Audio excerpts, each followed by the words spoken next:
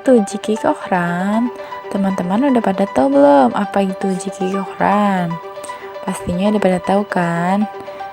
Tapi saya akan sedikit mengulas mengenai uji Kikokran dulu ya teman-teman. Uji Kikokran merupakan perluasan dari uji McNemar. Pada uji McNemar hanya menguji dua populasi yang berpasangan, sedangkan pada uji Kikokran dapat menguji 3 atau lebih populasi yang berhubungan. Pada uji Kikokran, sekelompok subjek penelitian dikenai 3 atau lebih perlakuan yang berbeda. Masing-masing subjek penelitian hanya memiliki 2 penilaian yang bersifat berlawanan atau dikotomi, yaitu benar atau salah, suka atau tidak suka, sukses atau gagal, dan lain-lain. Nah, teman-teman udah pada tahu kan bagaimana sih cara menguji uji Kikokran menggunakan cara yang manual.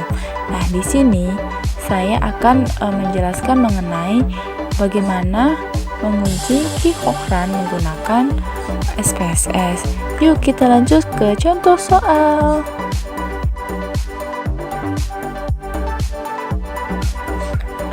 Baik teman-teman, kita langsung lanjut ke contoh kasus. Misalnya, seorang produsen kue ingin memasarkan kue dengan 4 rasa, yaitu rasa coklat, rasa vanila, rasa stroberi, dan rasa blueberry ke kota Bandung.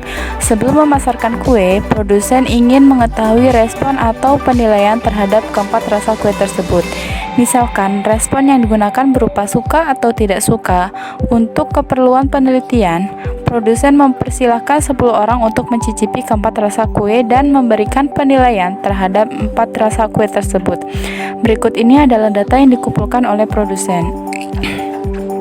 Dari data tersebut, respon 0 menyatakan tidak suka dan respon 1 menyatakan suka. Dengan taraf signifikansi sebesar 5%, apakah keempat rasa kue tersebut memberikan kepuasan yang sama bagi responden?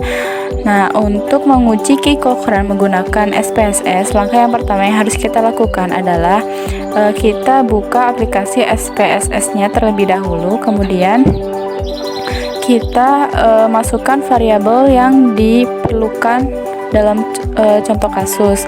Kita klik variabel view untuk memasukkan variabel, kemudian kita masukkan variabel coklat, variabel vanilla, variabel strawberry, variabel blueberry.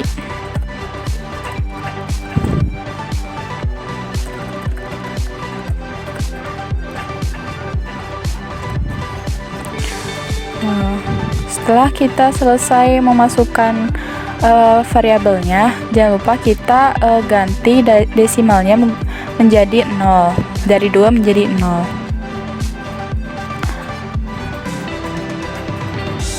Kemudian kita kembali ke data view untuk input data kembali dengan cara kita copy paste dari contoh kasus supaya lebih cepat.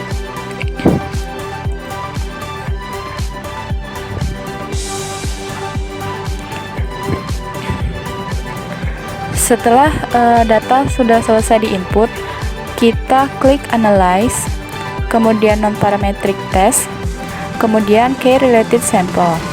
Setelah dialog box muncul, kita pindahkan semua variabel yang ada di sini ke dalam kotak text test variabel dengan cara double klik.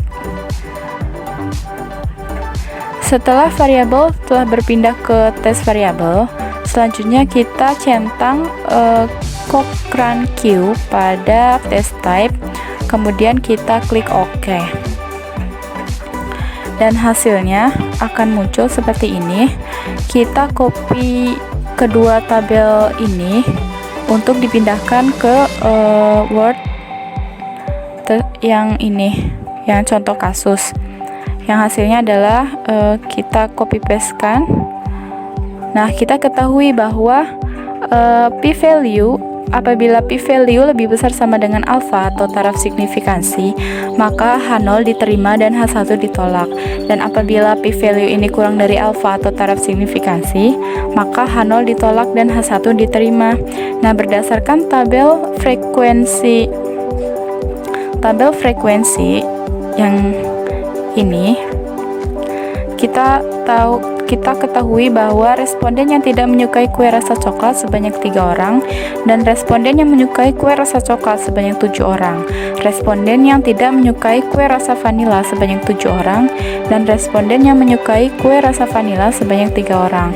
Responden yang tidak menyukai kue rasa stroberi dan blueberry masing-masing sebanyak 5 orang dan responden yang menyukai kue rasa stroberi dan blueberry masing-masing sebanyak 5 orang.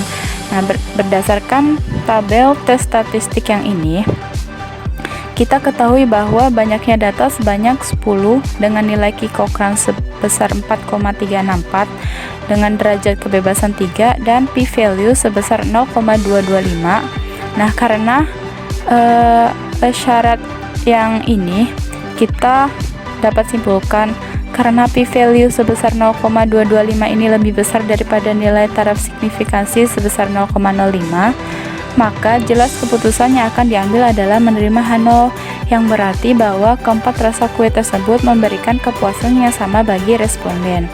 Nah, hasil Q Cochrane menggunakan SPSS dengan cara manual sama ya teman-teman, yaitu 4,364. Gimana nih teman-teman, udah pada paham belum mengenai uji Q Cochrane menggunakan SPSS? Sangat mudah kan? Mungkin cukup sekian dari penjelasan dari saya, kurang lebihnya mohon maaf. Sekian, terima kasih. Wassalamualaikum warahmatullahi wabarakatuh.